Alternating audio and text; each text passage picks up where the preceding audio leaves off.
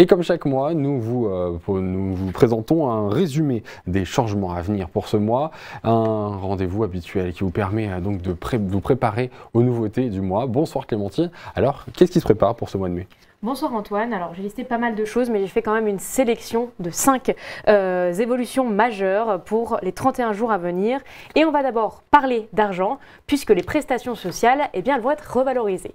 Alors oui, pour mieux tenir compte du niveau d'inflation, ces prestations avaient déjà connu une augmentation le 1er avril 2023.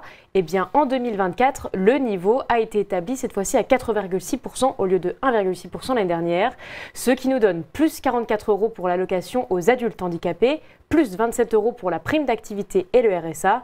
Enfin, l'allocation de solidarité spécifique monte à 570 €, soit une augmentation de plus 25 €.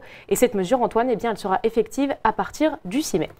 Alors, autre augmentation cette fois-ci, mais elle fait un peu moins plaisir. Il s'agit finalement de l'augmentation du gaz qui repart à la hausse donc. Effectivement, c'était une tendance qui était plutôt à la baisse ces derniers mois, mais mauvaise nouvelle pour les consommateurs de gaz naturel, la facture risque de grimper de nouveau au mois de mai pour chaque mégawattheure consommé et ça concerne le chauffage et l'eau chaude. Le prix repère moyen TTC est en hausse de 1,4% entre avril et mai. Plus simplement, ça veut dire que le mégawattheure va passer de 109 € à 111 € par mois.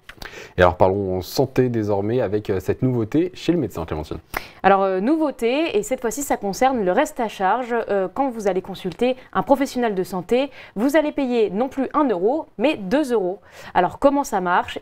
Après déduction de la part de l'assurance maladie, les patients devront désormais verser 2 € après une consultation ou des examens de biologie médicale ou de radiologie.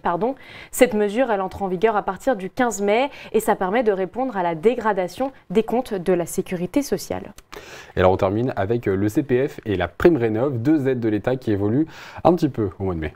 Alors elles évoluent un petit peu, on va tout d'abord parler du CPF, vous savez le fameux compte professionnel de formation. Désormais les salariés devront s'acquitter d'une participation forfaitaire de 100 € quand ils vont l'utiliser pour financer par exemple leur permis de conduire, leur diplôme ou alors encore une certification professionnelle. Début février, le ministre des Comptes publics avait annoncé que cette mesure entrait dans le cadre d'un plan économique, d'économie de 10 milliards d'euros. Et puis on termine quand même sur une petite note positive, une bonne nouvelle pour les nouveaux propriétaires ou les bricoleurs. L'obtention de la prime rénov devient un petit peu plus simple. Vous savez, cette principale aide de l'État pour financer des travaux de rénovation énergétique pour un logement, elle va devenir un petit peu plus facile à obtenir. Les propriétaires ne seront plus obligés de présenter un diagnostic de performance énergétique. Là, je parle du fameux DPE ou encore un audit thermique effectué par un spécialiste. Il n'y aura plus besoin de tout ça et ça, c'est jusqu'en décembre 2024. Merci Clémentine pour ces précisions. Une petite précision, il s'agit donc du compte personnel de formation non professionnel car c'est bien le compte à usage effectivement lorsqu'on veut se former.